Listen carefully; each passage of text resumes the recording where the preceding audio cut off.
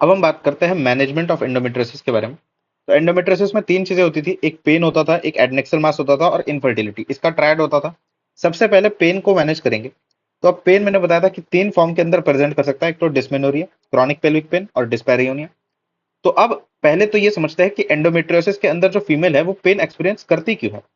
देखो क्या है ना कि एंडोमेट्रियोसिस के अंदर क्या हुआ है, एक्टोपिक एंडोमेट्रियल टिश्यू है जिसको हम एक्टोपिक इम्प्लांट भी कह सकते हैं।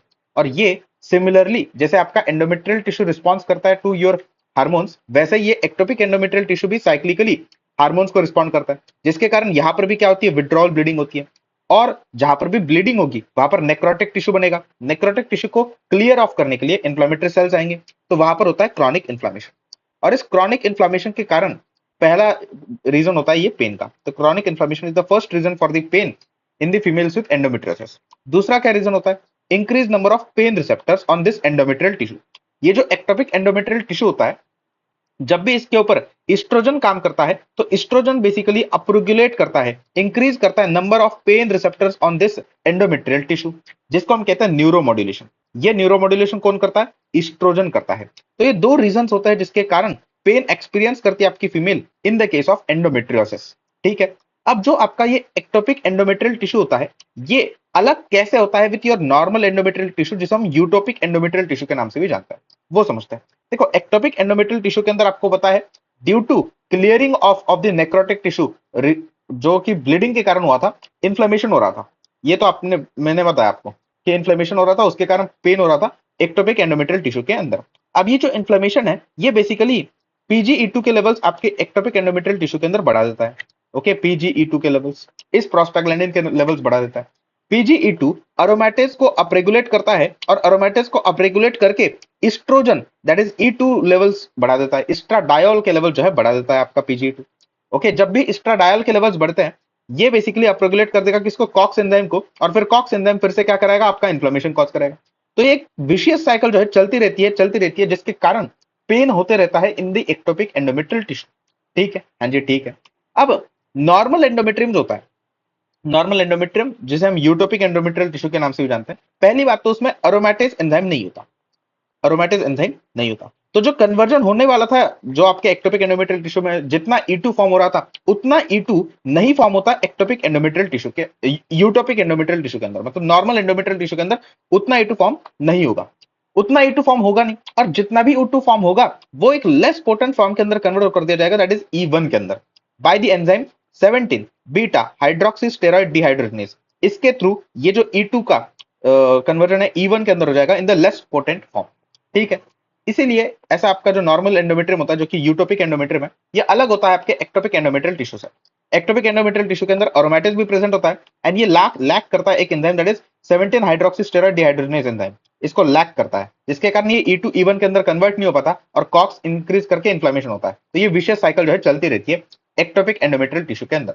अब मैंने आपको पेन के रीजन बता दिए, पेन के रीजन के साथ साथ मैंने बता दिया कि एक्टोपिक एंडोमेट्रियल टिश्यू और यूटोपिक एंडोमेट्रियल टिश्यू के अंदर डिफरेंस क्या है। अब ये जो सिविरिटी है पेन की, ये डिपेंड किस पे करती है, तो सिविरिटी ऑफ पेन सिर्फ और सिर्फ एक चीज पे डिपेंड करती है, that is depth of implant.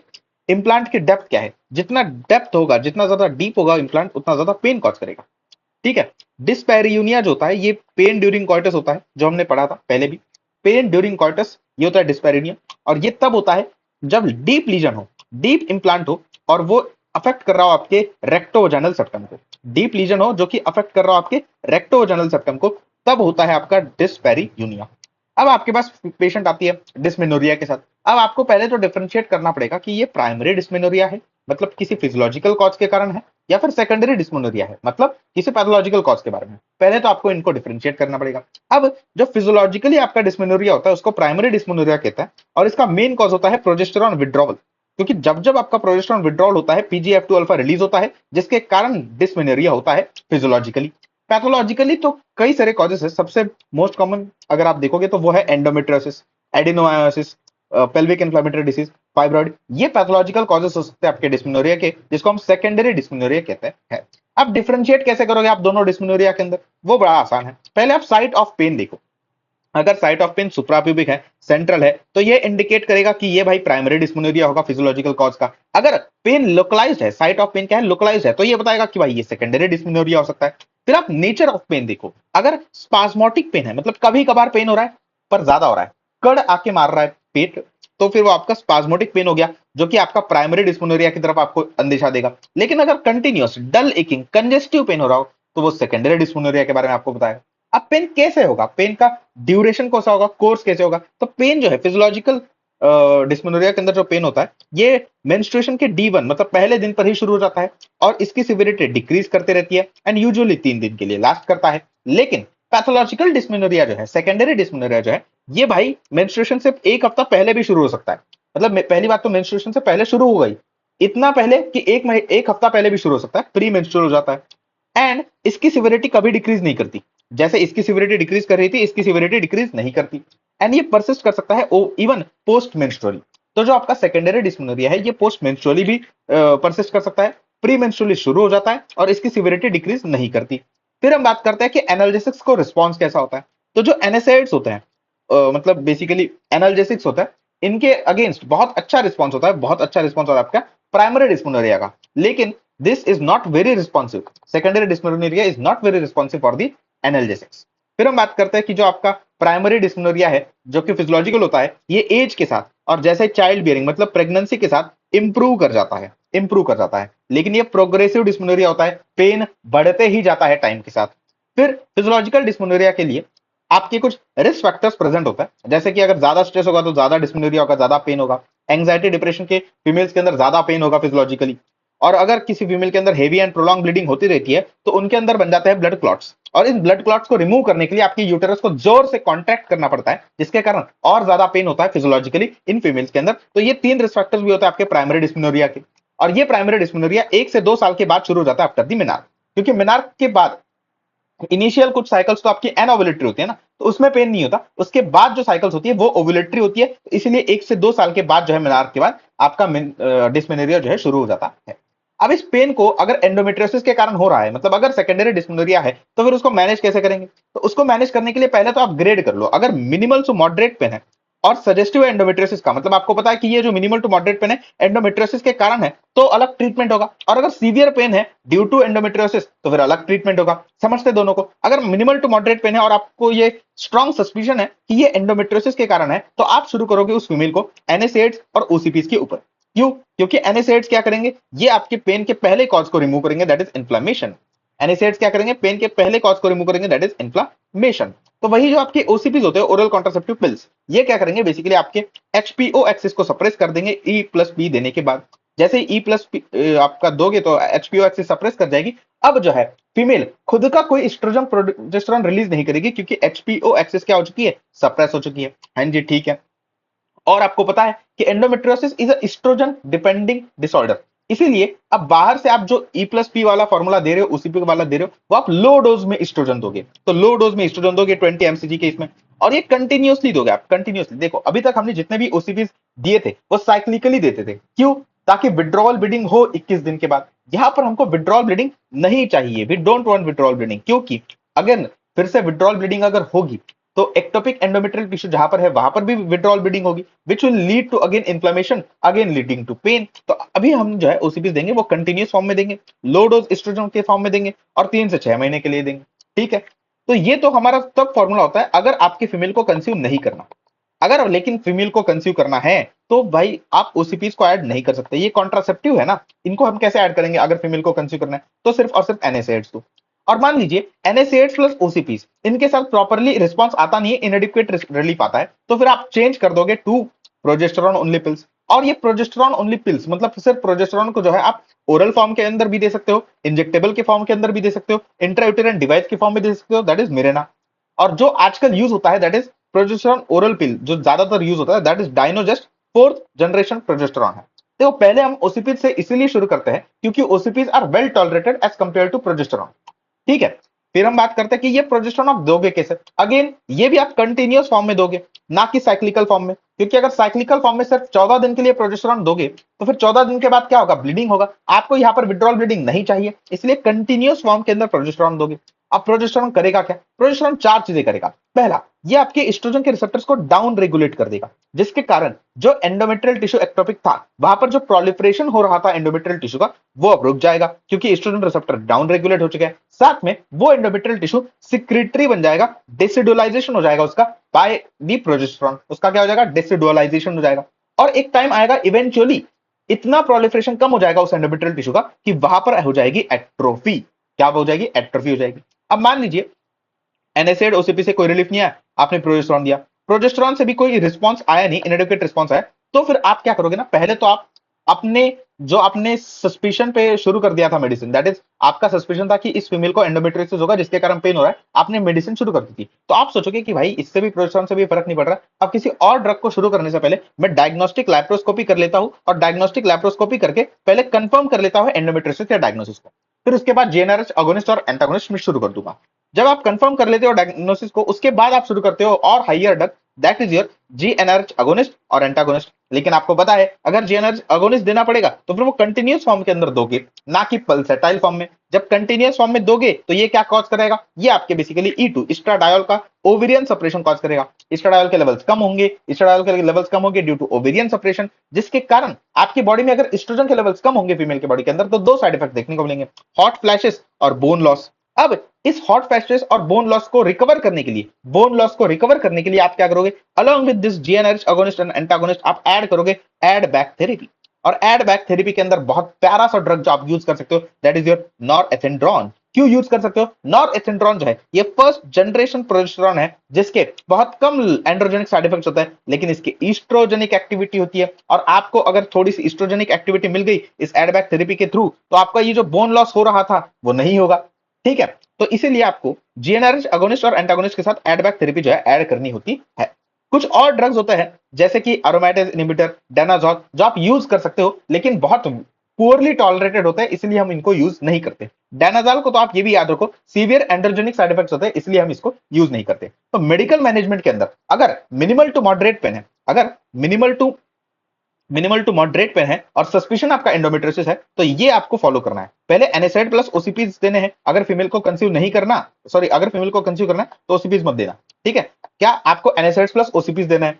फिर उसके बाद अगर रिस्पांस नहीं आता है तो सिर्फ प्रोजेस्टेरॉन दो। अगर इसके बाद भी आपका रिस्पांस नहीं आ रहा तो पहले डायग्नोस्टिक लैप्रोस्कोपी करके डायग्नोसिस को कंफर्म करो। अगर कंफर्म हो गया डायग्नोसिस तो फिर आप जीएनआरएच अगोनिस्ट कंटिन्यूअस वाला एंड एंटागोनिस्ट या फिर एंटागोनिस्ट दे सकते हो, साथ में एडबैक थेरेपी के अंदर नॉरएथेंड्रॉन दो। ठीक है, अब मान लीजिए कि जो पेन है वो आपका मॉडरेट टू मिनिमल नहीं है, सीवियर पेन है।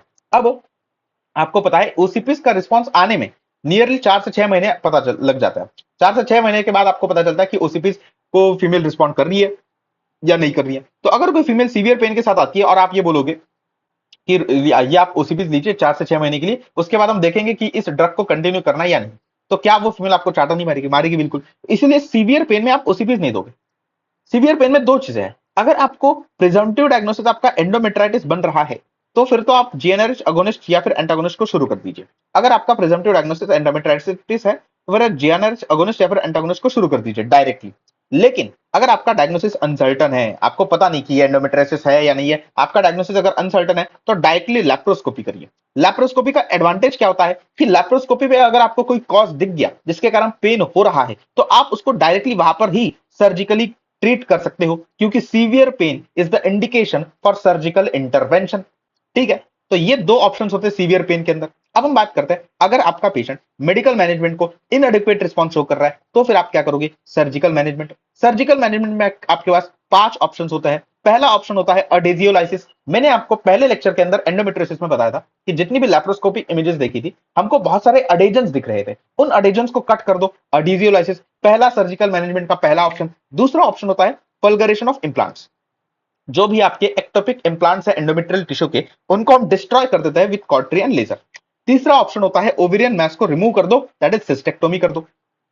चौथा ऑप्शन होता है कि पेन को कैरी करने वाली जो नर्व्स है उनको निकाल दो। इसके लिए दो ऑप्शन है आपके पास, अगेन लैप्रोस्कोपिक यूटेरोसेक्टरल नर्व अब्लेशन, जिसको हम लूना वे कहते हैं, ये बेटर होती है as compared to this presacral neurectomy, क्योंकि ये प्री सेक्रल न्यूरेक्टोमी जो होती है लेस इफेक्टिव होती है। और जो पांचवा लास्ट रिजॉर्ट वाला ऑप्शन जो होता है आपके पास, दैट इज हिस्टेरेक्टोमी।